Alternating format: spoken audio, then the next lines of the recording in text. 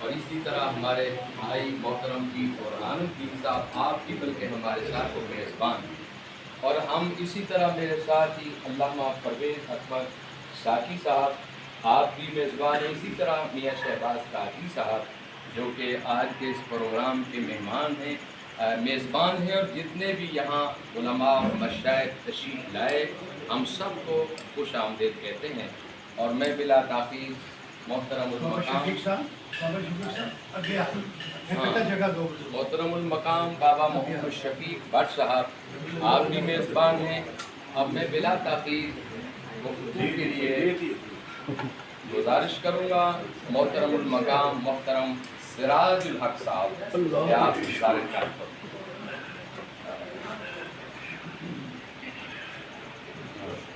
الحمدللہ رب العالمین والصلاة والسلام علی رسول الکریم۔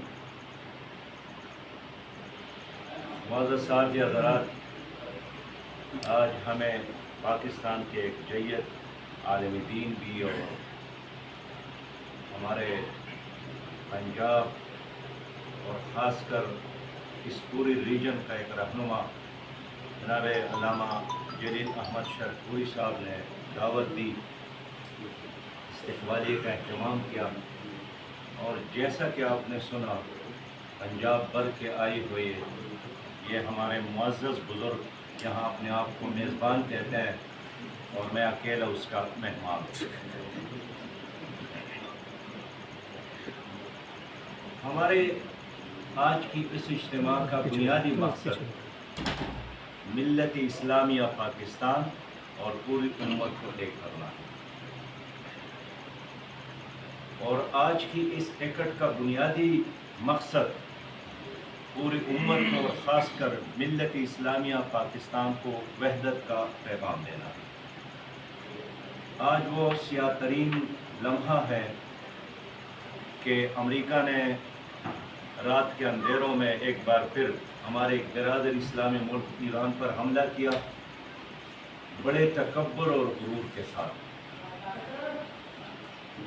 اور اس حملے کے نتیجے میں انہوں نے ایک تیسرے جنگ عظیم کے لیے پہلا قدم اٹھایا۔ ماضی میں بھی امریکہ نے ہیروشیما اور ناگاساکی پر ایٹم بم کا استعمال کیا تھا، اور آج ایک بار پھر انہوں نے دنیا کو بدامنی کی جہنم میں دھکیلنے کی سازش کی۔ ابھی وقت آیا ہے کہ پوری ملت اسلامیہ امت محمدی صلی اللہ علیہ وسلم نیل کے ساحل سے لے کر تا بقا کے کاشغر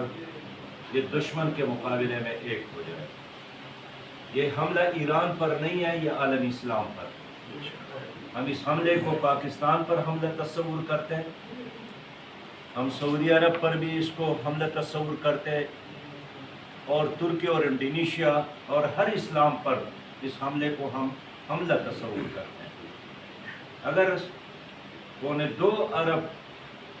مسلم امہ نے مل کر اس فتنے اور فساد کا مقابلہ نہیں کیا تو یہی خطرہ ہے کہ جس طرح خلافت عثمانیہ کے خاتمے کے بعد استعماری اور سامراجی دنیا نے اسلامی دنیا کو چھوٹے چھوٹے ٹکڑوں میں تقسیم کر کے اس میں اپنے افواج اور اپنے اڈے بنائے، اور